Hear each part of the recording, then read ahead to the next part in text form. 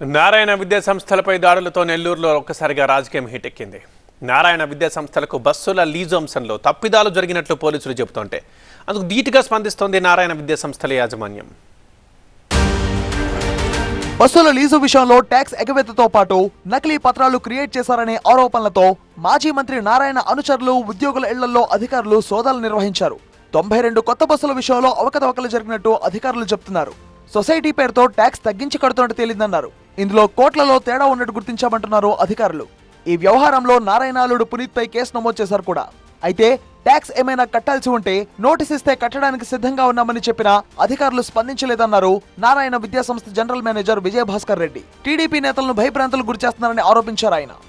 Tax difference ఏమైనా ఉంటే మేము పే చేయడానికి రెడీ, మీకు లీగల్గా నోటీస్ ఇవ్వండి అని చెప్తున్నాం. ఇవన్నీ వదిలేసి నారాయణ గారు నిన్న కాక మొన్న వేమిరెడ్డి ప్రభాకర్ రెడ్డి గారు నెల్లూరు జిల్లాలో తెలుగుదేశం పార్టీలో చాలామంది నాయకులతో, జడ్పీటీసీలు, ఎంపీటీసీలు, కార్పొరేటర్ల నాయకులతో నెల్లూరు జిల్లా మొత్తం వైఎస్ఆర్సీపీ వాషౌట్ అయిపోయి తెలుగుదేశంకి మారిపోతుందనే భయంతో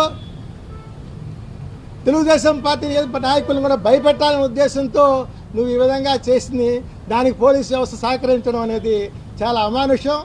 జిల్లాలోని టీడీపీ నేతలు ఈ విషయంలో నారాయణకు అండగా నిలిచారు. ఈ 5 ఏళ్లలో నారాయణ మీద లెక్కలేనన్ని కేసులు పెట్టి వేధించారని టీడీపీ నేత కోటమిరెడ్డి శ్రీధర్ రెడ్డి ఆరోపించారు. కొంతమంది అధికారులు అధికార పార్టీకి తొత్తుల్లా వ్యవహరిస్తున్నారన్నారు.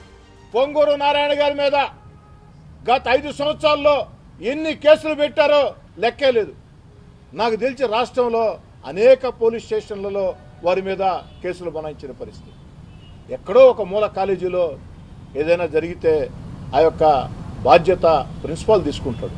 దానికి కూడా పొంగూరు నారాయణ. అయితే దీన్ని రాజకీయ కోణంలో చూడదంటున్నారు నెల్లూరు ఎస్పీ తిరుమలేశ్వర్ రెడ్డి. చట్ట ప్రకారమే సోదాలు నిర్వహించామన్నారు.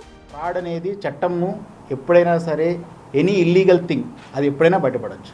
బయట పడింది కాబట్టి 23rd ఎప్పుడైతే సర్చెస్ చేశారో 23rd ఫిబ్రవరి సర్చెస్లో బయట పడింది కాబట్టి కేసు బీయింగ్ రిజిస్టర్డ్. ఎన్నికల ముందు ఒక్కసారిగా మెరుపుదాడులు జరగడంతో రాజకీయ కుట్రే అని టీడీపీ నేతలు ఆరోపిస్తున్నారు. ఇందులో ఎలాంటి రాజకీయ ప్రమేయం లేదంటున్నారు అధికారులు.